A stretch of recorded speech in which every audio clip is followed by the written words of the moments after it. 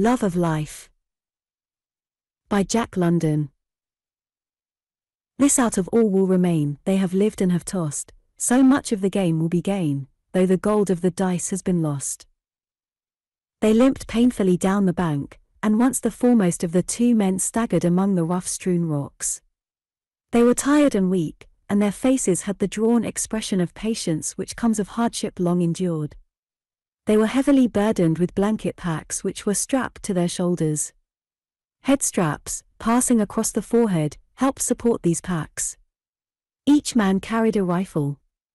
They walked in a stooped posture, the shoulders well forward, the head still farther forward, the eyes bent upon the ground. "I wish we had just about 2 of them cartridges that's laying in that cache of ourn," said the second man. His voice was utterly and drearily expressionless. He spoke without enthusiasm, and the first man, limping into the milky stream that foamed over the rocks, vouchsafed no reply. The other man followed at his heels. They did not remove their footgear, though the water was icy cold, so cold that their ankles ached and their feet went numb. In places the water dashed against their knees, and both men staggered for footing. The man who followed slipped on a smooth boulder, nearly fell, but recovered himself with a violent effort, at the same time uttering a sharp exclamation of pain. He seemed faint and dizzy and put out his free hand while he reeled, as though seeking support against the air. When he had steadied himself he stepped forward, but reeled again and nearly fell. Then he stood still and looked at the other man, who had never turned his head. The man stood still for fully a minute, as though debating with himself.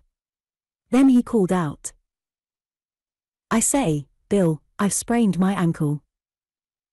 Bill staggered on through the milky water. He did not look around.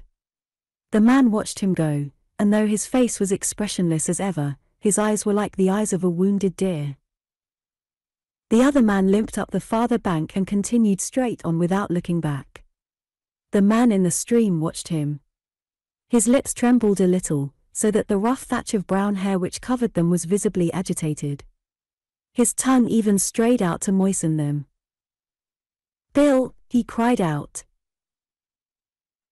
It was the pleading cry of a strong man in distress, but Bill's head did not turn. The man watched him go, limping grotesquely and lurching forward with stammering gait up the slow slope toward the soft skyline of the low-lying hill. He watched him go till he passed over the crest and disappeared. Then he turned his gaze and slowly took in the circle of the world that remained to him now that Bill was gone. Near the horizon the sun was smouldering dimly, almost obscured by formless mists and vapors, which gave an impression of mass and density without outline or tangibility. The man pulled out his watch, the while resting his weight on one leg. It was 4 o'clock, and as the season was near the last of July or 1st of August, he did not know the precise date. Within a week or 2, he knew that the sun roughly marked the northwest. He looked to the south and knew that somewhere beyond those bleak hills lay the Great Bear Lake. Also, he knew that in that direction the Arctic Circle cut its forbidding way across the Canadian Barrens. This stream in which he stood was a feeder to the Coppermine River, which in turn flowed north and emptied into Coronation Gulf and the Arctic Ocean. He had never been there, but he had seen it, once, on a Hudson Bay Company chart. Again his gaze completed the circle of the world about him. It was not a heartening spectacle. Everywhere was soft skyline. The hills were all low-lying. There were no trees, no shrubs, no grasses, naught but a tremendous and terrible desolation that sent fear swiftly dawning into his eyes. "Bill," he whispered, once and twice, "Bill." He cowered in the midst of the milky water, as though the vastness were pressing in upon him with overwhelming force, brutally crushing him with its complacent awfulness. He began to shake as with an ague fit, till the gun fell from his hand with a splash. This served to rouse him. He fought with his fear and pulled himself together, groping in the water and recovering the weapon. He hitched his pack farther over on his left shoulder, so as to take a portion of its weight from off the injured ankle. Then he proceeded, slowly and carefully, wincing with pain, to the bank. He did not stop. With a desperation that was madness, unmindful of the pain, he hurried up the slope to the crest of the hill over which his comrade had disappeared, more grotesque and comical by far than that limping, jerking comrade. But at the crest he saw a shallow valley, empty of life. He fought with his fear again, overcame it, hitched the pack still farther over on his left shoulder, and lurched on down the slope. The bottom of the valley was soggy with water, which the thick moss held, sponge-like, close to the surface. This water squirted out from under his feet at every step, and each time he lifted a foot the action culminated in a sucking sound as the wet moss reluctantly released its grip. He picked his way from muskeg to muskeg, and followed the other man's footsteps along and across the rocky ledges which thrust like islets through the sea of moss. Though alone, he was not lost. Farther on he knew he would come to where dead spruce and fir, very small and weazened, bordered the shore of a little lake, the Tichinicoli, in the tongue of the country, the land of little sticks. And into that lake flowed a small stream, the water of which was not milky. There was rush grass on that stream, this he remembered well, but no timber, and he would follow it till its first trickle ceased at a divide. He would cross this divide to the first trickle of another stream, flowing to the west, which he would follow until it emptied into the river Dees, and here he would find a cache under an upturned canoe and piled over with many rocks. And in this cache would be ammunition for his empty gun, fishhooks and lines, a small net, all the utilities for the killing and snaring of food. Also, he would find flour, not much, a piece of bacon, and some beans. Bill would be waiting for him there, and they would paddle away south down the Dees to the Great Bear Lake. And south across the lake they would go, ever south, till they gained the Mackenzie. And south, still south, they would go, while the winter raced vainly after them, and the ice formed in the eddies, and the days grew chill and crisp, south to some warm Hudson Bay Company post, where timber grew tall and generous and there was grub without end. These were the thoughts of the man as he strove onward. But hard as he strove with his body, he strove equally hard with his mind, trying to think that Bill had not deserted him, that Bill would surely wait for him at the cache. He was compelled to think this thought, or else there would not be any use to strive, and he would have lain down and died. And as the dim ball of the sun sank slowly into the northwest he covered every inch and many times of his and Bill's flight south before the downcoming winter. And he conned the grub of the cache and the grub of the Hudson Bay Company post over and over again. He had not eaten for 2 days, for a far longer time he had not had all he wanted to eat. Often he stooped and picked pale muskeg berries, put them into his mouth, and chewed and swallowed them. A muskeg berry is a bit of seed enclosed in a bit of water. In the mouth the water melts away and the seed chews sharp and bitter. The man knew there was no nourishment in the berries, but he chewed them patiently with a hope greater than knowledge and defying experience. At 9 o'clock he stubbed his toe on a rocky ledge, and from sheer weariness and weakness staggered and fell. He lay for some time, without movement, on his side. Then he slipped out of the pack straps and clumsily dragged himself into a sitting posture. It was not yet dark, and in the lingering twilight he groped about among the rocks for shreds of dry moss. When he had gathered a heap he built a fire, a smouldering, smudgy fire, and put a tin pot of water on to boil. He unwrapped his pack and the first thing he did was to count his matches. There were 67. He counted them 3 times to make sure. He divided them into several portions, wrapping them in oil paper, disposing of one bunch in his empty tobacco pouch, of another bunch in the inside band of his battered hat, of a third bunch under his shirt on the chest. This accomplished, a panic came upon him, and he unwrapped them all and counted them again. There were still 67. He dried his wet footgear by the fire. The moccasins were in soggy shreds. The blanket socks were worn through in places, and his feet were raw and bleeding. His ankle was throbbing, and he gave it an examination. It had swollen to the size of his knee. He tore a long strip from one of his 2 blankets and bound the ankle tightly. He tore other strips and bound them about his feet to serve for both moccasins and socks. Then he drank the pot of water, steaming hot, wound his watch, and crawled between his blankets. He slept like a dead man. The brief darkness around midnight came and went. The sun arose in the northeast, at least the day dawned in that quarter, for the sun was hidden by grey clouds. At 6 o'clock he awoke, quietly lying on his back. He gazed straight up into the grey sky and knew that he was hungry. As he rolled over on his elbow he was startled by a loud snort, and saw a bull caribou regarding him with alert curiosity. The animal was not more than 50 feet away, and instantly into the man's mind leaped the vision and the savor of a caribou steak sizzling and frying over a fire. Mechanically he reached for the empty gun, drew a bead, and pulled the trigger. The bull snorted and leaped away, his hoofs rattling and clattering as he fled across the ledges. The man cursed and flung the empty gun from him. He groaned aloud as he started to drag himself to his feet. It was a slow and arduous task. His joints were like rusty hinges. They worked harshly in their sockets, with much friction, and each bending or unbending was accomplished only through a sheer exertion of will. When he finally gained his feet, another minute or so was consumed in straightening up, so that he could stand erect as a man should stand. He crawled up a small knoll and surveyed the prospect. There were no trees, no bushes, nothing but a grey sea of moss scarcely diversified by grey rocks, grey lakelets, and grey streamlets. The sky was grey. There was no sun nor hint of sun. He had no idea of north, and he had forgotten the way he had come to this spot the night before. But he was not lost. He knew that soon he would come to the land of the little sticks.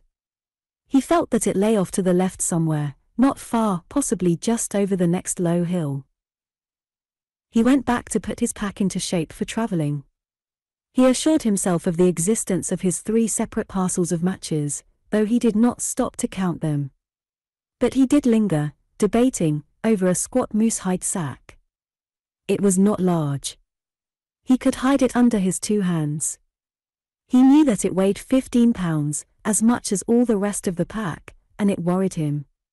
He finally set it to one side and proceeded to roll the pack. He paused to gaze at the squat moose-hide sack.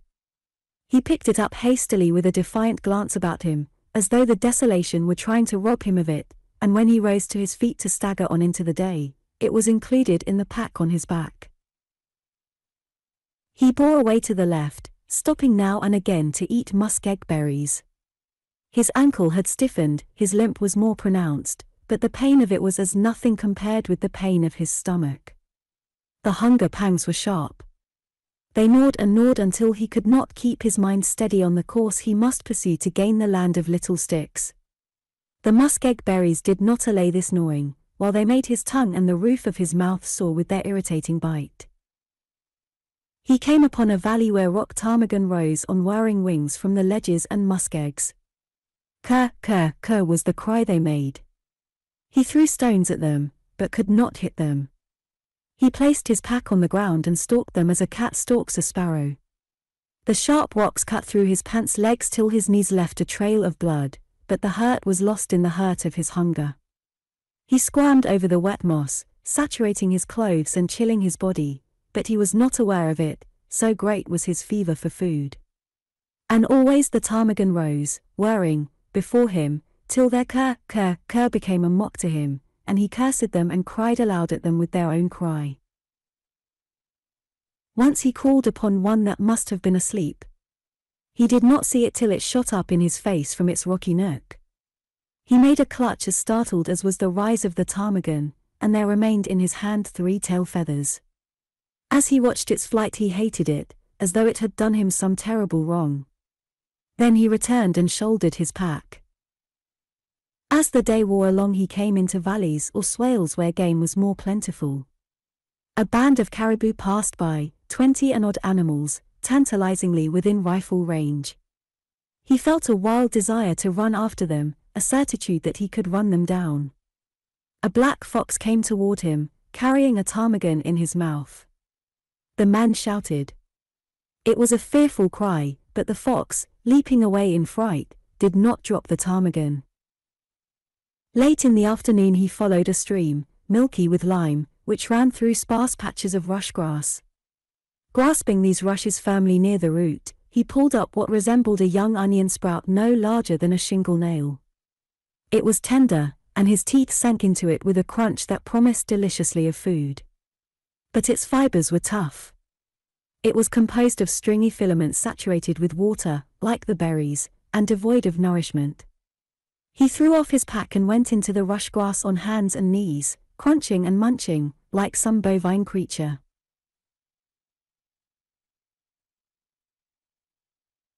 He was very weary and often wished to rest, to lie down and sleep, but he was continually driven on, not so much by his desire to gain the land of little sticks as by his hunger. He searched little ponds for frogs and dug up the earth with his nails for worms, though he knew in spite that neither frogs nor worms existed so far north. He looked into every pool of water vainly, until, as the long twilight came on, he discovered a solitary fish, the size of a minnow, in such a pool. He plunged his arm in up to the shoulder, but it eluded him. He reached for it with both hands and stirred up the milky mud at the bottom. In his excitement he fell in, wetting himself to the waist. Then the water was too muddy to admit of his seeing the fish, and he was compelled to wait until the sediment had settled. The pursuit was renewed, till the water was again muddied. But he could not wait. He unstrapped the tin bucket and began to bail the pool. He bailed wildly at first, splashing himself and flinging the water so short a distance that it ran back into the pool. He worked more carefully, striving to be cool, though his heart was pounding against his chest and his hands were trembling. At the end of half an hour the pool was nearly dry. Not a cupful of water remained. And there was no fish. He found a hidden crevice among the stones through which it had escaped to the adjoining and larger pool, a pool which he could not empty in a night and a day. Had he known of the crevice, he could have closed it with a rock at the beginning and the fish would have been his. Thus he thought, and crumpled up and sank down upon the wet earth. At first he cried softly to himself, then he cried loudly to the pitiless desolation that ringed him around, and for a long time after he was shaken by great dry sobs. He built a fire and warmed himself by drinking quarts of hot water, and made camp on a rocky ledge in the same fashion he had the night before. The last thing he did was to see that his matches were dry and to wind his watch. The blankets were wet and clammy. His ankle pulsed with pain. But he knew only that he was hungry, and through his restless sleep he dreamed of feasts and banquets and of food served and spread in all imaginable ways. He awoke chilled and sick. There was no sun. The grey of earth and sky had become deeper, more profound. A raw wind was blowing, and the first flurries of snow were whitening the hilltops. The air about him thickened and grew white while he made a fire and boiled more water. It was wet snow, half rain, and the flakes were large and soggy. At first they melted as soon as they came in contact with the earth, but ever more fell, covering the ground, putting out the fire, spoiling his supply of moss fuel. This was a signal for him to strap on his pack and stumble onward, he knew not where. He was not concerned with the land of little sticks, nor with Bill and the cache under the upturned canoe by the river Dease. He was mastered by the verb to eat. He was hunger mad. He took no heed of the course he pursued, so long as that course led him through the swell bottoms. He felt his way through the wet snow to the watery muskeg berries, and went by feel as he pulled up the rush grass by the roots. But it was tasteless stuff and did not satisfy. He found a weed that tasted sour and he ate all he could find of it, which was not much, for it was a creeping growth, easily hidden under the several inches of snow.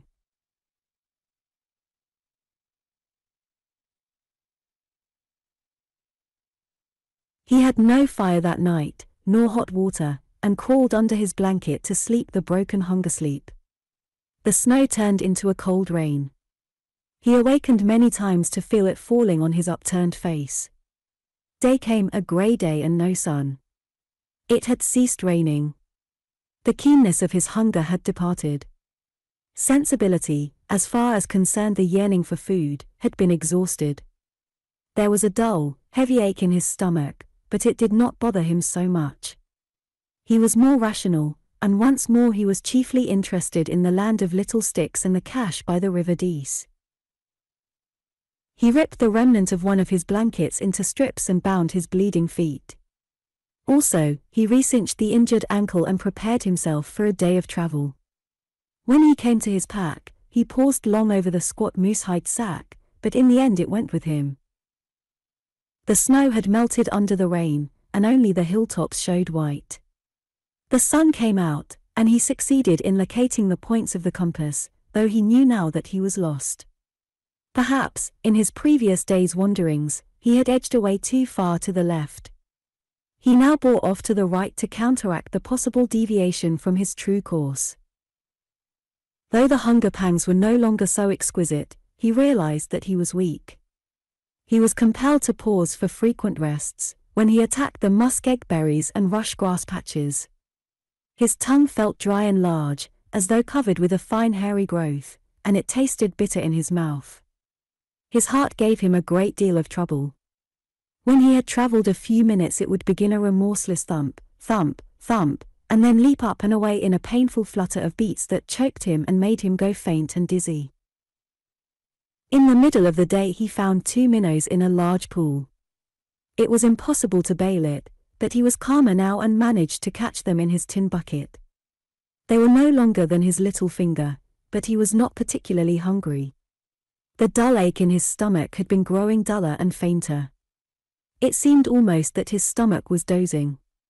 He ate the fish raw, masticating with painstaking care, for the eating was an act of pure reason. While he had no desire to eat, he knew that he must eat to live. In the evening he caught 3 more minnows, eating 2 and saving the 3rd for breakfast. The sun had dried stray shreds of moss, and he was able to warm himself with hot water. He had not covered more than 10 miles that day, and the next day, traveling whenever his heart permitted him, he covered no more than 5 miles. But his stomach did not give him the slightest uneasiness. It had gone to sleep. He was in a strange country, too, and the caribou were growing more plentiful, also the wolves. Often their yelps drifted across the desolation, and once he saw 3 of them slinking away before his path. Another night, and in the morning, being more rational, he untied the leather string that fastened the squat moose-hide sack. From its open mouth poured a yellow stream of coarse gold dust and nuggets. He roughly divided the gold in halves, caching one half on a prominent ledge, wrapped in a piece of blanket, and returning the other half to the sack. He also began to use strips of the one remaining blanket for his feet. He still clung to his gun, for there were cartridges in that cache by the river Dees. This was a day of fog, and this day hunger awoke in him again. He was very weak and was afflicted with a giddiness which at times blinded him. It was no uncommon thing now for him to stumble and fall, and stumbling once, he fell squarely into a ptarmigan nest. There were 4 newly hatched chicks, a day-old little specks of pulsating life no more than a mouthful, and he ate them ravenously, thrusting them alive into his mouth and crunching them like eggshells between his teeth. The mother ptarmigan beat about him with great outcry. He used his gun as a club with which to knock her over, but she dodged out of reach. He threw stones at her and with one chance shot broke a wing. Then she fluttered away, running, trailing the broken wing, with him in pursuit.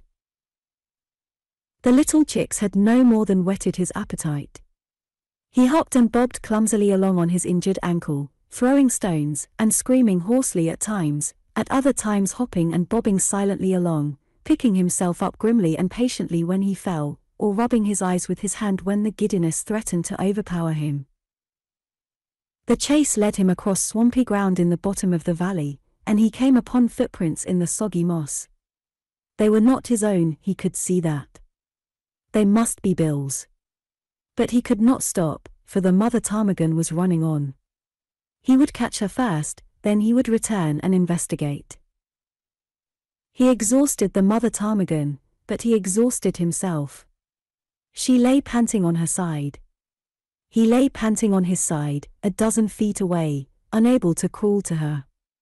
And as he recovered she recovered, fluttering out of reach as his hungry hand went out to her.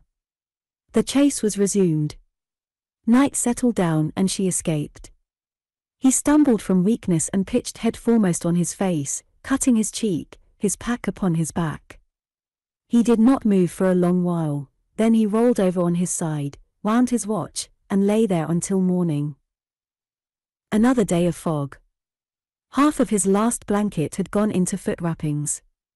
He failed to pick up Bill's trail. It did not matter. His hunger was driving him too compellingly, only he wondered if Bill, too, were lost. By midday the ache of his pack became too oppressive. Again he divided the gold, this time merely spilling half of it on the ground. In the afternoon he threw the rest of it away, there remaining to him only the half blanket, the tin bucket, and the rifle. An hallucination began to trouble him. He felt confident that one cartridge remained to him. It was in the chamber of the rifle and he had overlooked it. On the other hand, he knew all the time that the chamber was empty. But the hallucination persisted. He fought it off for hours, then threw his rifle open and was confronted with emptiness. The disappointment was as bitter as though he had really expected to find the cartridge. He plodded on for half an hour, when the hallucination arose again. Again he fought it, and still it persisted, till for very relief he opened his rifle to unconvince himself. At times his mind wandered farther afield, and he plodded on, a mere automaton, strange conceits and whimsicalities gnawing at his brain like worms. But these excursions out of the real were of brief duration, for ever the pangs of the hunger bite called him back. He was jerked back abruptly once from such an excursion by a sight that caused him nearly to faint. He reeled and swayed, doddering like a drunken man to keep from falling. Before him stood a horse. A horse! He could not believe his eyes. A thick mist was in them, intershot with sparkling points of light. He rubbed his eyes savagely to clear his vision, and beheld, not a horse, but a great brown bear. The animal was studying him with bellicose curiosity. The man had brought his gun halfway to his shoulder before he realized. He lowered it and drew his hunting knife from its beaded sheath at his hip. Before him was meat and life. He ran his thumb along the edge of his knife. It was sharp. The point was sharp. He would fling himself upon the bear and kill it. But his heart began its warning thump, thump, thump. Then followed the wild upward leap and tattoo of flutters, the pressing as of an iron band about his forehead, the creeping of the dizziness into his brain. His desperate courage was evicted by a great surge of fear. In his weakness, what if the animal attacked him? He drew himself up to his most imposing stature, gripping the knife and staring hard at the bear. The bear advanced clumsily a couple of steps, reared up, and gave vent to a tentative growl. If the man ran, he would run after him, but the man did not run. He was animated now with the courage of fear. He, too, growled, savagely, terribly, voicing the fear that is to life germane and that lies twisted about life's deepest roots. The bear edged away to one side, growling menacingly, himself appalled by this mysterious creature that appeared upright and unafraid. But the man did not move. He stood like a statue till the danger was past, when he yielded to a fit of trembling and sank down into the wet moss. He pulled himself together and went on, afraid now in a new way. It was not the fear that he should die passively from lack of food, but that he should be destroyed violently before starvation had exhausted the last particle of the endeavor in him that made toward surviving. There were the wolves. Back and forth across the desolation drifted their howls, weaving the very air into a fabric of menace that was so tangible that he found himself, arms in the air, pressing it back from him as it might be the walls of a wind-blown tent. Now and again the wolves, in packs of 2 and 3, crossed his path. But they sheered clear of him. They were not in sufficient numbers, and besides they were hunting the caribou, which did not battle, while this strange creature that walked erect might scratch and bite. In the late afternoon he came upon scattered bones where the wolves had made a kill. The debris had been a caribou calf an hour before, squawking and running and very much alive. He contemplated the bones, clean picked and polished, pink with the cell life in them which had not yet died. Could it possibly be that he might be that ere the day was done? Such was life, eh? A vain and fleeting thing. It was only life that pained. There was no hurt in death. To die was to sleep. It meant cessation, rest. Then why was he not content to die? But he did not moralize long. He was squatting in the moss, a bone in his mouth, sucking at the shreds of life that still dyed it faintly pink. The sweet meaty taste, thin and elusive almost as a memory, maddened him. He closed his jaws on the bones and crunched. Sometimes it was the bone that broke, sometimes his teeth. Then he crushed the bones between rocks, pounded them to a pulp, and swallowed them. He pounded his fingers, too, in his haste, and yet found a moment in which to feel surprise at the fact that his fingers did not hurt much when caught under the descending rock. Came frightful days of snow and rain. He did not know when he made camp, when he broke camp. He traveled in the night as much as in the day. He rested wherever he fell, crawled on whenever the dying life in him flickered up and burned less dimly. He, as a man, no longer strove. It was the life in him, unwilling to die, that drove him on. He did not suffer. His nerves had become blunted, numb, while his mind was filled with weird visions and delicious dreams. But ever he sucked and chewed on the crushed bones of the caribou calf, the least remnants of which he had gathered up and carried with him. He crossed no more hills or divides, but automatically followed a large stream which flowed through a wide and shallow valley. He did not see this stream nor this valley. He saw nothing save visions. Soul and body walked or crawled side by side, yet apart, so slender was the thread that bound them. He awoke in his right mind, lying on his back on a rocky ledge. The sun was shining bright and warm. Afar off he heard the squawking of caribou calves. He was aware of vague memories of rain and wind and snow, but whether he had been beaten by the storm for 2 days or 2 weeks he did not know. For some time he lay without movement, the genial sunshine pouring upon him and saturating his miserable body with its warmth. A fine day, he thought. Perhaps he could manage to locate himself. By a painful effort he rolled over on his side. Below him flowed a wide and sluggish river. Its unfamiliarity puzzled him. Slowly he followed it with his eyes, winding in wide sweeps among the bleak, bare hills, bleaker and barer and lower-lying than any hills he had yet encountered.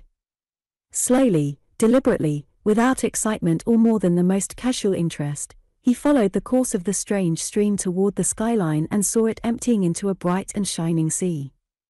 He was still unexcited. Most unusual, he thought, a vision or a mirage, more likely a vision, a trick of his disordered mind. He was confirmed in this by sight of a ship lying at anchor in the midst of the shining sea.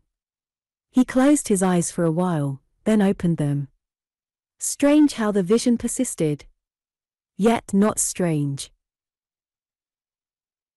He knew there were no seas or ships in the heart of the barren lands, just as he had known there was no cartridge in the empty rifle. He heard a snuffle behind him, a half-choking gasp or cough. Very slowly, because of his exceeding weakness and stiffness, he rolled over on his other side. He could see nothing near at hand, but he waited patiently. Again came the snuffle and cough, and outlined between 2 jagged rocks not a score of feet away he made out the grey head of a wolf. The sharp ears were not pricked so sharply as he had seen them on other wolves, the eyes were bleared and bloodshot, the head seemed to droop limply and forlornly. The animal blinked continually in the sunshine. It seemed sick. As he looked it snuffled and coughed again. This, at least, was real, he thought, and turned on the other side so that he might see the reality of the world which had been veiled from him before by the vision. But the sea still shone in the distance and the ship was plainly discernible. Was it reality, after all? He closed his eyes for a long while and thought, and then it came to him. He had been making north by east, away from the Dease Divide and into the Coppermine Valley. This wide and sluggish river was the Coppermine.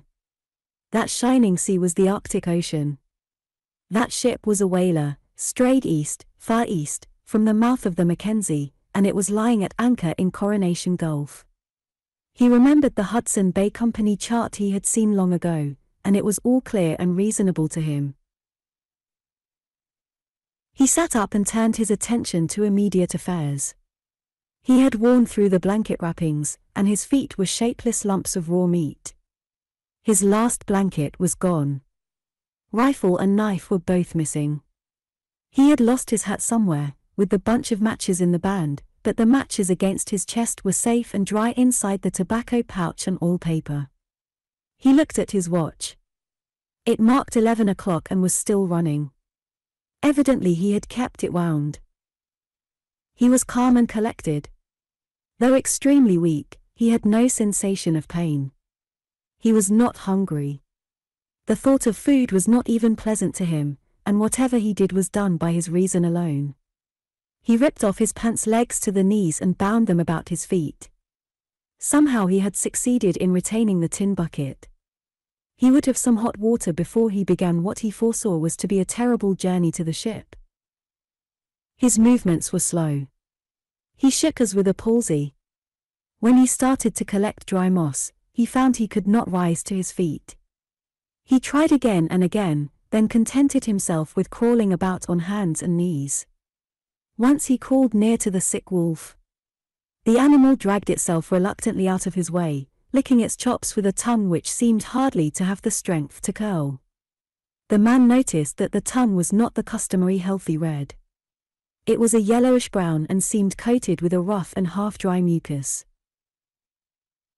After he had drunk a quart of hot water, the man found he was able to stand, and even to walk as well as a dying man might be supposed to walk.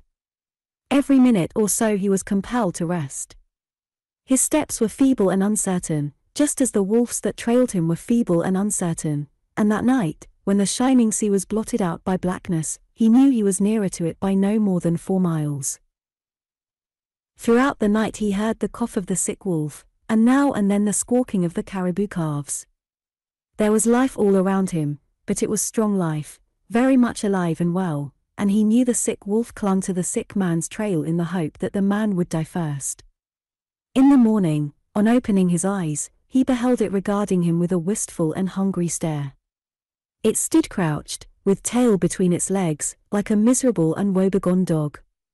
It shivered in the chill morning wind, and grinned dispiritedly when the man spoke to it in a voice that achieved no more than a hoarse whisper. The sun rose brightly, and all morning the man tottered and fell toward the ship on the shining sea. The weather was perfect. It was the brief Indian summer of the high latitude. It might last a week. Tomorrow or next day it might be gone. In the afternoon the man came upon a trail. It was of another man, who did not walk, but who dragged himself on all fours. The man thought it might be Bill, but he thought in a dull, uninterested way. He had no curiosity. In fact, sensation and emotion had left him. He was no longer susceptible to pain. Stomach and nerves had gone to sleep. Yet the life that was in him drove him on. He was very weary, but it refused to die. It was because it refused to die that he still ate muskeg berries and minnows, drank his hot water, and kept a wary eye on the sick wolf. He followed the trail of the other man who dragged himself along, and soon came to the end of it, a few fresh-picked bones where the soggy moss was marked by the footpads of many wolves. He saw a squat moosehide sack, mate to his own, which had been torn by sharp teeth. He picked it up, though its weight was almost too much for his feeble fingers. Bill had carried it to the last. Ha! Ha! He would have the laugh on Bill. He would survive and carry it to the ship in the shining sea. His mirth was hoarse and ghastly, like a raven's croak, and the sick wolf joined him, howling lugubriously. The man ceased suddenly. How could he have the laugh on Bill if that were Bill, if those bones, so pinky white and clean, were Bill? He turned away. Well, Bill had deserted him, but he would not take the gold, nor would he suck Bill's bones.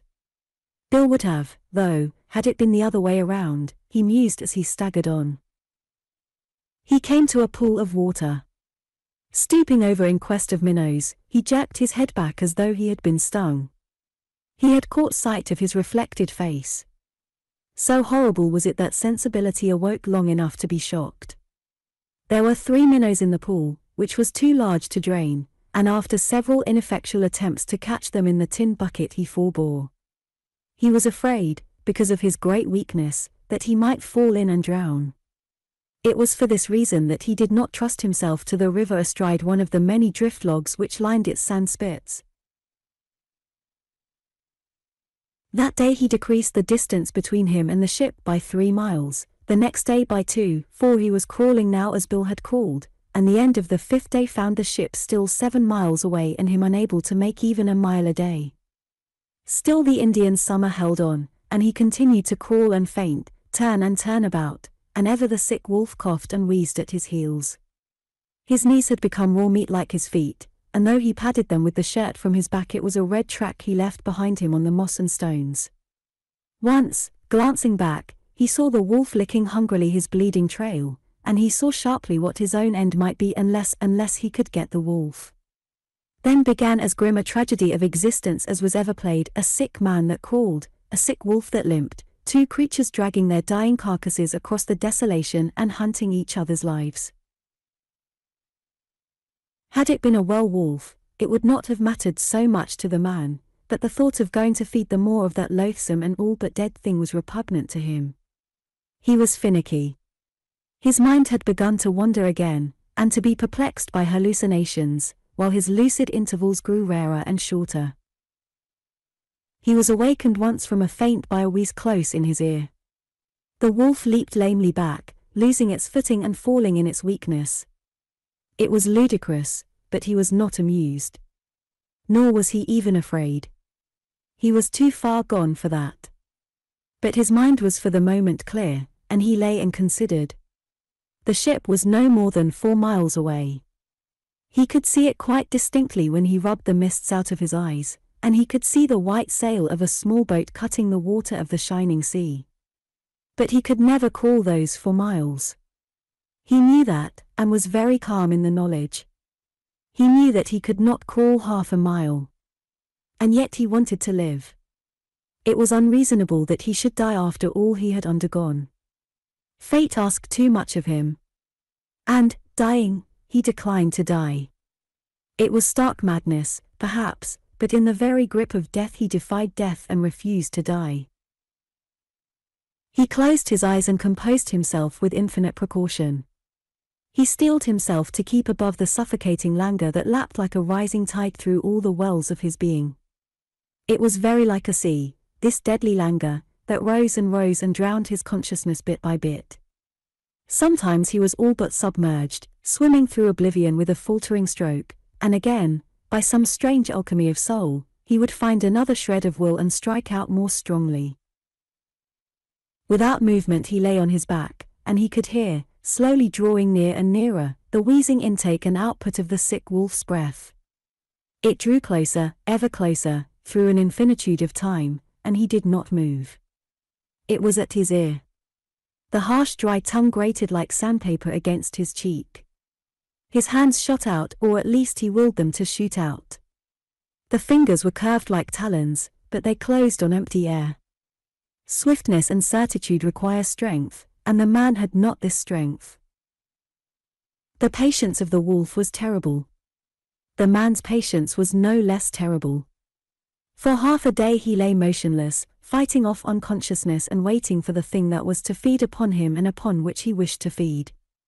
Sometimes the languid sea rose over him and he dreamed long dreams, but ever through it all, waking and dreaming, he waited for the wheezing breath and the harsh caress of the tongue. He did not hear the breath, and he slipped slowly from some dream to the feel of the tongue along his hand. He waited.